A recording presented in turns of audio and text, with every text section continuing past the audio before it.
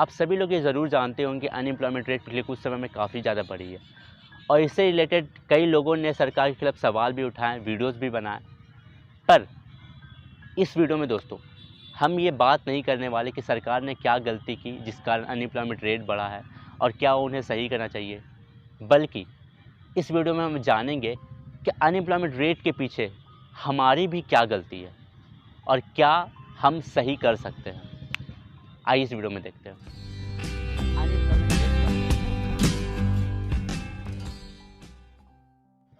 Unemployment rate बढ़ने के पीछे 3 गलती हमारी भी है जिन्हें हमें सही करना बहुत ही ज़रूरी है। सबसे पहला कारण भीड़ का हिस्सा होना।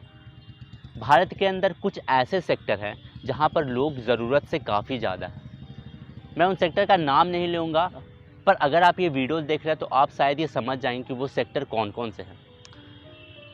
जो उन सेक्टर के अंदर हैं या जो उन सेक्टर के प्रिपरेशन कर रहे हैं, मैं उनको मना भी नहीं कर रहा हूँ, बहुत अच्छी बात है, आपका जो एम है आप उनको फॉलो कीजिए। लेकिन ऐसे कई सारे लोग होते हैं जो बस भीड़ का हिस्सा बनने के लिए उस फील्ड में चले जाते हैं और बाद में आता है फेलियर, जिसको सही करना बहुत ज़रूरी है। सपोज कि किसी कंपनी के अंदर 100 लोगों की ज़रूरत है और वहाँ पे 1 लाख लोग हैं, तो 100 लोगों की तो जॉब लग जाएगी, पर उसमें कई सारे ऐसे लोग होंगे जो भीड़ का हिस्सा होंगे। दूसरा सबसे बड़ा कारण है अनएम्प्लॉयमेंट रेट बढ़ने का, वो है डिग्री को बहुत ज़्यादा वैल्यू देना। आज के समय में दोस्तों चीज़ें बहुत ज़्यादा बदल रही हैं। जहाँ पहले सभी का ये मानना था कि अगर आपने किसी फील्ड के अंदर डिग्री ले ली तो आपका जॉब फिक्स है, और भारत के अंदर वैसे भी एक प्रॉब्लम है कि डिग्री को बहुत ज़्यादा वैल्यू दिया जाता है और नॉलेज को कम। चीज़ें अब बदल रही हैं। इवन इफ़ जिनके पास डिग्री है उन्हें भी जॉब्स नहीं मिल रहे हैं। मैं बिल्कुल नहीं बोल रहा हूँ कि डिग्री लेना ख़राब है, डिग्री लेना बहुत ही बढ़िया है, पर अगर आप ये सोच रहे हो कि डिग्री ले करके आपको जॉब्स मिल जाएंगी तो शायद आप गलत हो। तीसरा रीज़न दोस्तों, job opportunity and qualification mismatch. यानी वैसे लोग जिनकी जॉब तो लग गई पर इनकम काफ़ी कम है, तो ऐसे में लोग सोचते हैं कि मैंने इतने अच्छे कॉलेज से पढ़ाई की, डिग्री मिली, लेकिन उसके बावजूद मुझे इनकम वैसी नहीं मिल रही है, तो मैं ये क्यों जॉब करूँ। जिनका एक्सपेक्टेशन है कि मुझे 4 लाख का पैकेज मिलेगा पर ईयर और उन्हें 10,000 रुपये पर मंथ में काम करना पड़ रहा है, तो वो जॉब नहीं करते हैं। ये एक प्रॉब्लम है, क्योंकि स्टार्टिंग में ऐसा होता है कि आपको कम पे पे जॉब करना होता है, तो ऐसे कई लोग होते हैं जो जॉब को छोड़ देते हैं। तो ये भी एक बहुत बड़ा रीज़न है कि अनएम्प्लॉयमेंट रेट इतना ज़्यादा है इंडिया में। ये हमारी गलती है, सरकार का चीज़ें अलग है, सरकार ने भी बहुत सारी गलती की है, उन्हें बहुत कुछ काम करने की ज़रूरत है, पर कहीं ना कहीं थोड़े से हम भी जिम्मेदार हैं। अब अगर आप इस वीडियो को यहाँ तक देख चुके हो तो मैं 3 सॉल्यूशन कहना चाहूँगा जिससे अनएम्प्लॉयमेंट रेट कुछ हद तक ठीक हो सकती है। तो सबसे पहला सॉल्यूशन है दोस्तों, एक्सप्लोर डिफरेंट फील्ड। मैंने वीडियो का स्टार्टिंग में ये बात बोली कि भारत के अंदर कुछ ऐसे सेक्टर हैं जहाँ पर लोग ज़रूरत से काफ़ी ज़्यादा है और उन्हें कम करने की काफ़ी ज़्यादा ज़रूरत है, और यही वजह है अनएम्प्लॉयमेंट रेट बढ़ने की। तो बहुत ही ज़रूरी है कि आप दूसरे सेक्टर की ओर देखें और ट्राई करें दूसरे सेक्टर को, क्योंकि एक ही सेक्टर के अंदर बहुत सारे लोग हो जाएंगे तो पॉसिबल नहीं है कि आपको जॉब मिल पाएगी। दूसरा सॉल्यूशन है दोस्तों, लर्न वेरियस स्किल।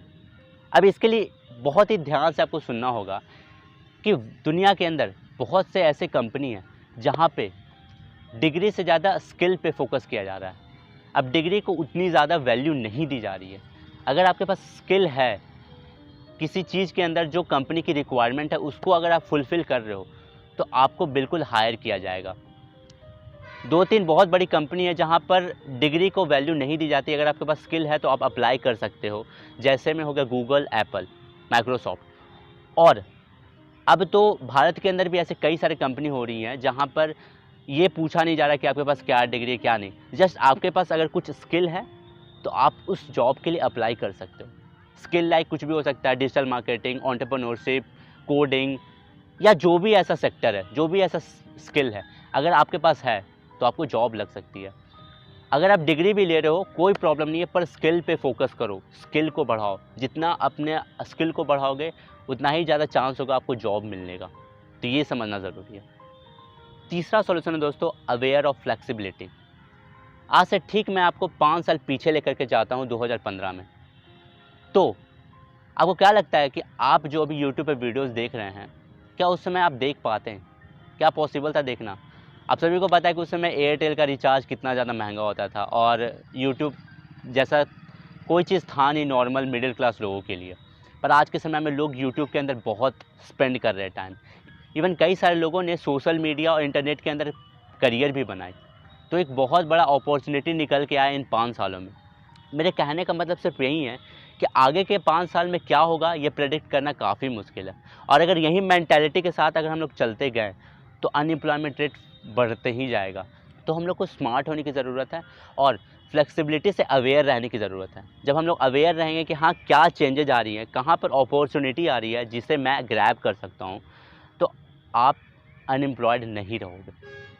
तो होप दोस्तों आपको ये वीडियोस पसंद आया होगा और अगर किसी को भी मेरे बातों का बुरा लगा हो तो उसके लिए तहे दिल से सॉरी, क्योंकि मैं किसी के सेंटिमेंट को हर्ट नहीं करना चाहता था, बल्कि मैं रियलिटी को शो करना चाहता था आप लोग के सामने। तो इसी के साथ मिलते हैं अगले वीडियोज़ में और please like subscribe and share कीजिए हमारे वीडियोज़ को और जो पुराने वीडियोज़ हैं उनको भी जा कर के देखिए। नए वीडियोज़ आने वाले हैं और कई सारे वीडियोज़ पे बात होगी। तो मिलते हैं अगले वीडियो में।